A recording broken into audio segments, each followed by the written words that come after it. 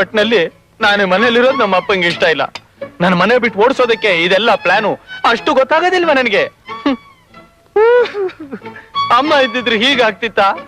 ಒಬ್ನೇ ಮಗ ಅಂತ ಎಷ್ಟು ಪ್ರೀತಿಯಿಂದ ಸಾಕ್ತಿದ್ಲು, ಹಾಲು ಕುಡಿಸ್ತಿದ್ಲು, ಬೆಣ್ಣೆ ತಿನ್ನಿಸ್ತಿದ್ಲು, ಆಚೆ ಹೋಗಿ ಒಳಗೆ ಬಂದ್ರೆ ದೃಷ್ಟಿ ತೆಗಿತಿದ್ಲು.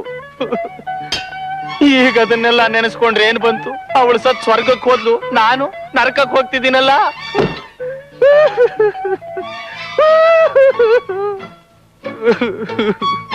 ಯಾವನೋ ರುದ್ರಪ್ಪನು ತಿಮ್ಮಪ್ಪನು ಅಂತೆ, ಮಿಲಿಟರಿ ಬೇರೆ ಇದ್ನಂತೆ ರಾಸ್ಕಲ್. ಈಗ ಅವನತ್ರ ಹೋಗಿ ನಾನ್ ಕೆಲಸ ಮಾಡ್ಕೊಂಡಿರ್ಬೇಕಂತೆ. ಇದಕ್ಕಿಂತ ಮಿಲಿಟರಿಗೆ ಹೋಗಿ ಸೇರ್ಕೋಬಹುದು ಅಲ್ವಾ?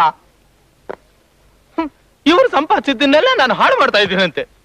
ನನ್ನ ಜಾತಕ ಬರೆದಿರೋರೇ ಹೇಳಿದ್ದಾರೆ, ಅಲೆಕ್ಸಾಂಡರ್ ಹುಟ್ಟಿದ ನಕ್ಷತ್ರದಲ್ಲೇ ನಾನು ಹುಟ್ಟಿರೋದು ಅಂತ.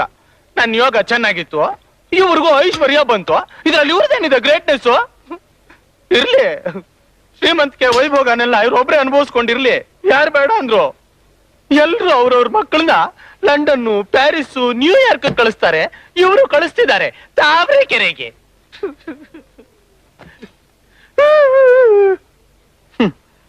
ಅಪ್ಪನ್ ಮಾತು ಉಳಿಸ್ಬೇಕು ಅಂತ ಆಗ ಶ್ರೀರಾಮಚಂದ್ರ ಕಾಡ್ಗೆ ಹೋದಂತೆ. ಈಗ ನಾನು ಹೋಗ್ತಿದ್ದೀನಿ.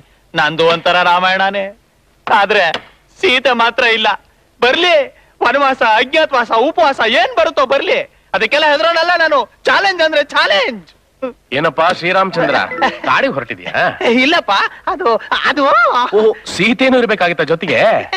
ಹಾಗೆಲ್ಲ ಏನಿಲ್ಲ ಡ್ಯಾಡಿ, ಕತೆ ಜ್ಞಾಪಕಕ್ಕೆ ಬಂತು, ಹೇಳ್ಕೊತಿದ್ದೆ. ಏನಿದೆಲ್ಲ? ಅದೇ daddy, pant, boot, paste, scent, brush. ಮಾರೋಕ್ ಹೊರಟಿದ್ಯಾ ಅಲ್ವೋ? ವನವಾಸಕ್ಕೆ ಹೋಗೋರು ಇದನ್ನೆಲ್ಲ ತಗೊಂಡ್ ಹೋಗ್ತಾರೇನೋ? ಹಾಗಾದ್ರೆ ಬಟ್ಟೆನು ಬಿಚ್ಚಾಕ್ಬಿಟ್ಟು ಬರಿ ಮೈಯಲ್ಲಿ ಹೋಗ್ಬೇಕಾ? ಹಳ್ಳಿಗೆ ಹೋಗೋನಿಗೆ ಈ ಬಟ್ಟೆಗಳು, ಸೆಂಟು, ಹೇರ್ ಆಯಿಲ್ ಎಲ್ಲ ಯಾಕೋಬೇಕು? ಅಲ್ಲೇನ್ ರುದ್ರಪ್ಪ ನಿನಗೆ ಕಲೆಕ್ಟರ್ ಕೆಲಸ ಕೊಡ್ತಾನೆ ಅಂತ ತಿಳ್ಕೊಂಡಿದ್ಯಾ? ನೋಡು, ಈ ಲೆಟರ್ ರುದ್ರಪ್ಪನ ಕೊಡು. ತಗೋ, ಈ 100 ರೂಪಾಯಿ ನಿನಗೆ ಹಳ್ಳಿಗೆ ಹೋಗೋ ಖರ್ಚಿಗೆ. ಇನ್ಮೇಲೆ ನಿನಗೇನು ಬೇಕು ಅದನ್ನೆಲ್ಲ ನೀನೇ ಸಂಪಾದನೆ ಮಾಡ್ಕೋಬೇಕು. 1 ವರ್ಷಕ್ಕೆ ಮುಂಚೆನೆ ಅಲ್ಲಿರೋಕಾಗದೆ ಓಡ್ ಬಂದ್ರೆ ಈ ಚಾಲೆಂಜ್ ಅಲ್ಲಿ ನೀನ್ ಸೋತೆ ಅಂತ ಅರ್ಥ. ಗೊತ್ತಾಯ್ತಾ? ಗೊತ್ತಾಯ್ತು. ಗೊತ್ತಾಯ್ತಾ? ಮತ್ ಸುಮ್ನೆ ಯಾಕೆ ನೋಡ್ತಾ ಇದ್ದೀರಾ? ನಡೀರಿ ಹೋಗೋಣ ತಾವರೆಕೆರೆಗೆ.